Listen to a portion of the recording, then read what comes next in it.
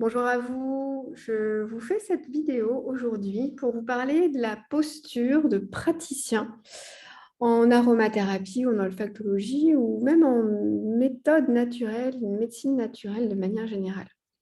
Donc en France, le métier de pratique des médecines douces n'est pas reconnu officiellement par l'État. Donc ce manque de cadre dans les formations et dans la formation professionnelle, notamment de ce genre de méthode, ce genre de prise en charge, ouvre la porte en fait à un large panel de formations toutes plus différentes les unes que les autres. Et quand on passe de l'aromathérapie familiale à la cosmétique, en passant par l'aromathérapie médicale, en fait, il y a peu de formations qui forment vraiment au métier de praticien, comme j'essaye de vous l'enseigner.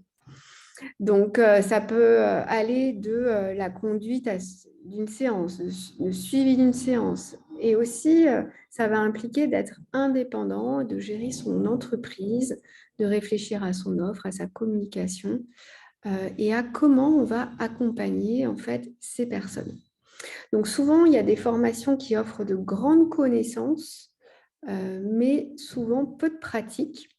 Donc, si vous êtes là, c'est que vous avez choisi d'apprendre au sujet des huiles essentielles, mais aussi sur comment faire avec vos patients, vos consultants, vos clients, comment conduire une séance ou mener une anamnèse ou comment animer un atelier.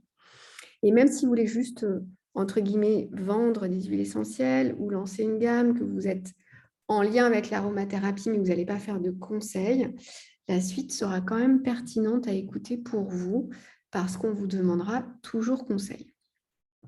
Donc, outre les connaissances et le savoir-faire, il est important, avant toute chose, d'adopter une posture professionnelle. C'est vraiment, pour moi, une chose très importante auquel je tiens dans les formations parce que il y a trop de choses qui ne tiennent pas la route, qu'on pourrait même appeler de charlatanisme. Mais en tout cas, ce n'est pas ce que je veux vous enseigner dans ces formations. Donc, avoir une posture professionnelle, qu'est-ce que ça implique? Ça implique déjà d'apprendre et de travailler à fond sa matière, ses cours, d'être incollable, j'ai envie de dire, sur le sujet et de pratiquer sur soi avant pour maîtriser son sujet, avant de pratiquer sur les autres. Et puis après, ça va être de faire la part des choses entre votre pratique professionnelle et votre pratique personnelle. Donc, on ne va pas choisir forcément les mêmes huiles pour soi et pour son patient, et on ne va pas les utiliser de la même façon non plus, forcément. L'important dans la posture professionnelle, c'est de respecter aussi une anamnèse, un entretien avant d'utiliser les huiles pour poser des questions sur le consentement de la personne, si elle a vraiment envie de se soigner de cette manière-là ou d'être pris en charge de cette manière-là, et puis de poser des questions sur les contre-indications, les traitements, et puis les goûts en termes olfactifs, et ça demande quelle est sa priorité. On évite de répondre, ce que j'appelle à l'arrache, à des demandes de conseils.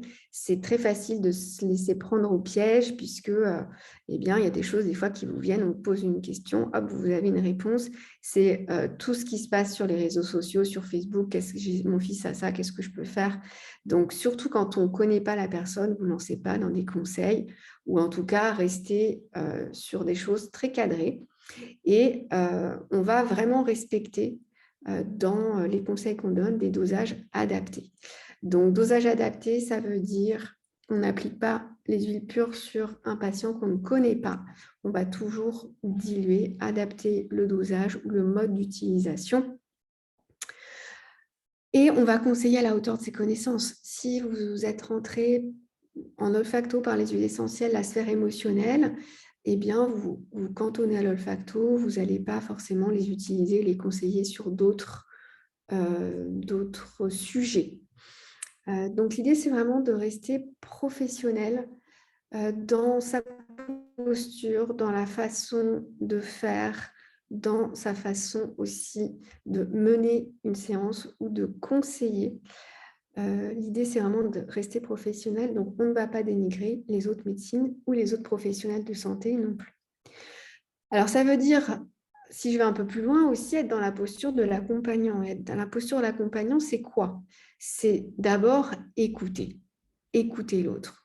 Lui demander son consentement à utiliser les huiles essentielles ou l'écouter dans sa problématique, dans sa recherche. Et puis ensuite, c'est le mettre en confiance et le mettre en sécurité.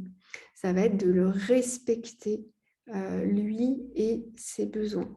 Donc, on évite les diagnostics et les jugements à l'emporte-pièce, on évite de se mettre dans la position du sauveur.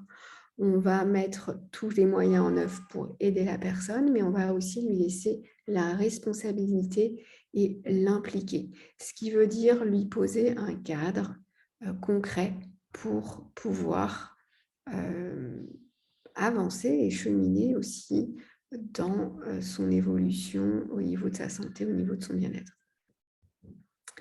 Tout ça, ça veut dire avoir aussi pour soi-même un minimum d'honnêteté ou au moins un minimum d'humilité et voire de travail sur soi.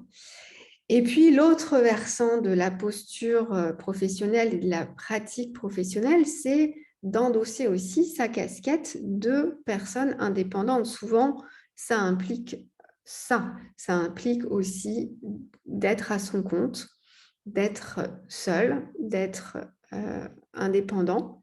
Et en tant qu'indépendant, il va vous falloir aussi la casquette et la posture d'entrepreneur pour pouvoir en vivre ou au minimum être rentable. Donc, ça veut dire aussi développer d'autres compétences ou se mettre à réfléchir sur d'autres sujets comme faire une offre, savoir faire une offre, proposer un devis, proposer un tarif, savoir cibler éventuellement ses clients, communiquer à ses clients et communiquer sur son offre et structurer une activité qui va être viable. Ça peut être une pratique en cabinet, ça peut être des ateliers, des interventions d'entreprise, vendre des huiles essentielles ou des produits. Et pourquoi pas aussi avoir une activité salariée à côté ou un complément de retraite ou un complément d'activité sans prendre le risque de se lancer et de tout, peut-être de tout mettre à risque pour vous. Donc après, c'est comment je vais structurer aussi mes semaines, mes journées. Est-ce que je veux faire que du cabinet? Est-ce que je veux me retrouver dans quel milieu? Avec quel groupe? Tout ça, c'est en fait à réfléchir. Et puis, quand on est à son compte, il faut aussi savoir faire des factures, avoir un logiciel de gestion pour faire des devis, des factures et tenir ses comptes. Et puis après, il y a tout le développement de l'activité. Donc, quel partenaire avec qui puis-je m'associer pour au moins parler de mon activité? Est-ce que ça va être d'autres thérapeutes, des marques, des laboratoires? Beaucoup de choses sont possibles en fait. Et puis, dernier point, c'est comment j'assure ma formation continue, puisque ça ne s'arrête pas là. Bien sûr, il y a toujours des nouvelles choses à apprendre. Donc, quelle spécialité ai-je envie d'avoir? Est-ce que j'ai envie est-ce que je cible des écoles particulières? Et comment, en tout cas, je vais assurer cette continuité dans la mise à jour et puis dans aussi ma casquette du coup d'entrepreneur.